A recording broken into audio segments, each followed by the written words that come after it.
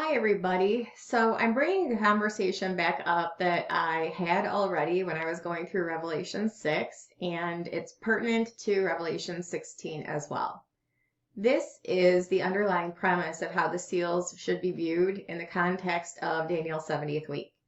I understand that there is a great amount of confusion specifically surrounding Seal 6, and there are myriad number of people who confuse this because they see language from Seal 6 at maybe specific intervals throughout the 70th week chapters, and so there's just confusion around this. I have done my best, and hopefully it has helped more people than not to understand the layout of the book as regards Olympic Games. You have your opening ceremonies, which is the opening of the seals, day one. And the first half of the 70th week is trumpet judgments, and the second half of the 70th week is vial judgments, and then Armageddon would be your closing ceremony.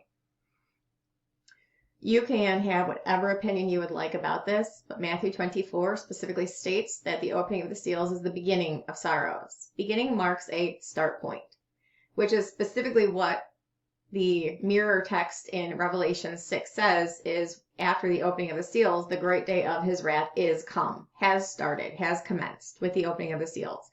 So while there is a starting point with the opening of seal 1, collectively they're viewed as one. It is an opening ceremonies. And before any of the rest of the 70th week can commence, which is first half and then second half and then the end, the seals have to be open.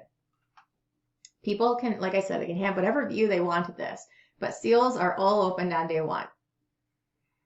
So a lot of questions come in with regard to Revelation 6's sixth seal, because there's actually an extensive amount of language in here which is tied to events in other chapters, 4 to be precise. This is an understanding that we all need to have to make our lives easier if we are going to try to understand, not just study, but understand the book of Revelation. The seals are all opened on day one, but they are not isolated incidents as are the trumpets and the vials. The impacts of the seals will run from day 1 to day 2520. The effects of the opening of the seals will be present for the duration of the 70th week. They are not active judgments like the trumpets and the vials are. They are passive removals of restraint that allow conditions to commence for they have reached their appointed times. Case in point, the Lamb is opening every single one of them. So he said, time to go. Day 1 has reached, or we've reached day 1. Time to start this. So the opening of the seals constitutes the starting point, hence the beginning. The great day of his wrath is come. It's the starting point. It's like all the riders line up on the starting point, and the gun goes off, and they all start. That's the opening of the seals. They all leave the finish line at the same time. And yes, in writing, you have to depict them. You can't depict them all at the same time, but basically, they're viewed as a collective. Says all these are the beginning of sorrows, meaning seals 1 through 6 in Matthew 24. He goes through seal 1, seal 2, seal 3, seal 4, seal 6, and says all of them are the beginning. So you have all of them leaving the starting line at the same time. And in writing, it's depicted as sequential because you can't, visually you can depict it as people lining up on a starting point and leaving at the same time. All the runners start at the same time, but in writing you can't do that. So it's viewed as sequential in writing, but they all constitute the starting point. So this is one of probably the greatest missing pieces, is that people don't understand that, and they think that the opening of the seals is somehow staggered throughout the 70th week, and that's just not true. So if you understand that all of the seals, quote unquote seals, leave the starting point at the same time, they run through the entirety of the 70th week. And the greatest evidence of this is just reading what they are.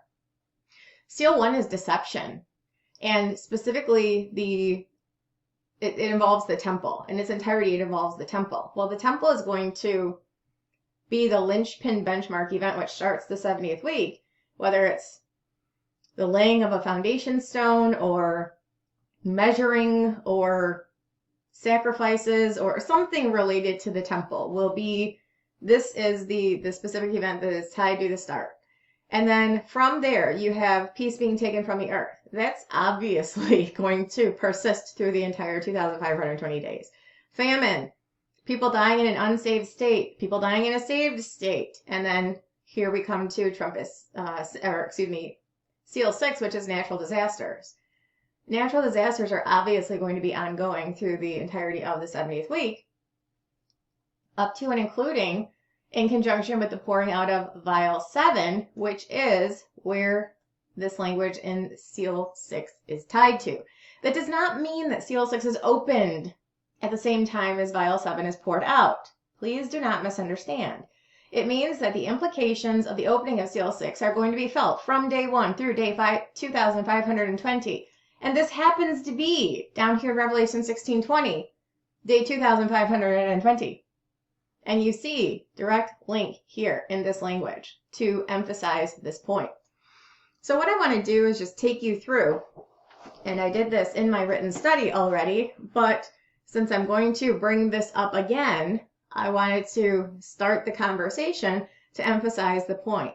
So you have 4 different chapters where these direct things are linked. So I beheld when he had opened the 6th seal, lo, there was a great earthquake. Okay, so maybe there's an earthquake on day 1 of the 70th week. But we know, beyond a shadow of a doubt, that there is one in Revelation 8 between the opening of seal 7 and the sounding of trumpet 1, right here. The angel took the censer, filled it with fire of the altar, cast it to the earth. There were voices and thunderings and lightnings and an earthquake. We also know that there's an earthquake tied to the sounding of trumpet 7. The temple of God was open in heaven. This is in Revelation 11. There was seen in his temple the ark of his testament. There were lightnings, voices, and thunderings, and an earthquake, and great hail now. And then obviously, in Revelation 16, tied to vial 7, the 7th angel poured out his vial into the air. There came a great voice out of the temple of heaven from the throne saying, "It is done." And that's when you had the unparalleled earthquake, and not just hail, but the plague of hail weighing a talent. So you obviously have increasing severity with these judgments, but the earthquakes themselves are witnessed multiple times throughout the 70th week. So that's an ongoing thing. The restraint on those is lifted with the opening of the seal, but the ramifications of the seal are seen multiple times throughout the 70th week in chapter 8, 11, and 16. The sun became black as sackcloth of hair, and the moon became as blood. This is specifically tied to trumpet 5 and the opening of the bottomless pit. The angel sounded, and I saw a star fall from heaven on the earth. To him was given a key of the bottomless pit. He opened the bottomless pit, and there arose a smoke out of the pit, as the smoke of a great furnace. The sun and the air were darkened by reason of the smoke of the pit. So what you see here with the sun became black as sackcloth of hair and the moon became as blood is people viewing them through the smoke of the pit to give them that appearance. It says the sun became as. It wasn't exactly that. It became as, given the appearance of. The moon became as blood, given the appearance of, because it's being viewed through the smoke of the pit. Here, the stars of heaven fell into the earth, even as a fig tree casteth her untimely figs when she is shaken of a mighty wind. This is Michael tossing the devil and his angels down to earth. Right here. As a fig tree casteth her untimely figs when she is shaken of a mighty wind. Yeah, because it's not in their desire to have that done to them, but it's being done all the same. It's being enacted upon them. There was a war in heaven. This is Revelation 12, mid-trib, trumpet 7. Michael and his angels fought against the dragon. The dragon fought and his angels and prevailed not, neither was their place found any more in heaven. The great dragon was cast out, that old serpent called the devil and Satan, which deceived the whole world, right here. And he was cast into the earth, and his angels were cast out with him. The stars of heaven, it's a reference to angels, fell into the earth, because Michael forced that to be so. And then this last, which we find in Revelation 16.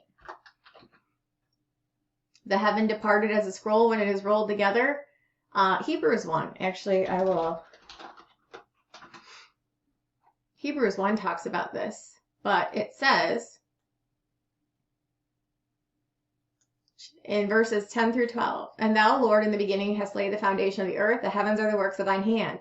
They shall perish, but thou remainest, and they shall all wax old as doth a garment, and as vesture shalt thou fold them up, and they shall be changed." That means to go into the kingdom, but thou art the same, and thy years shall not fail. That's actually talking about the second coming. Talking about the heavens departed as a scroll when it's rolled together. He's going to fold them up and change them. And every mountain and island removed out of their places. And that is linked specifically to right here in Revelation 16:20.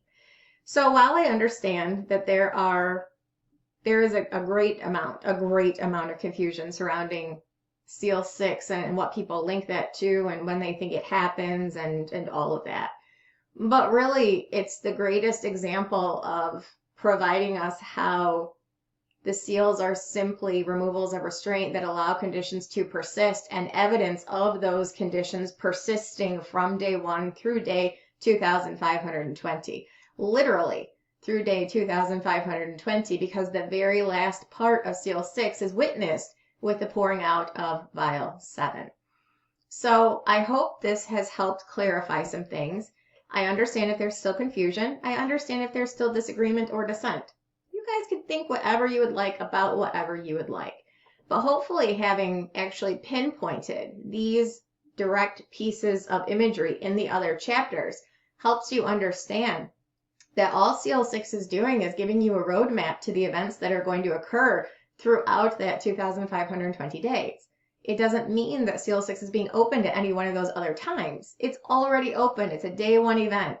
The ramifications of the opening of Seal 6 will be felt through 2520 days, and they are specifically bookmarked so that you understand that through chapters 8 and 9 and 11 and 12 and 16.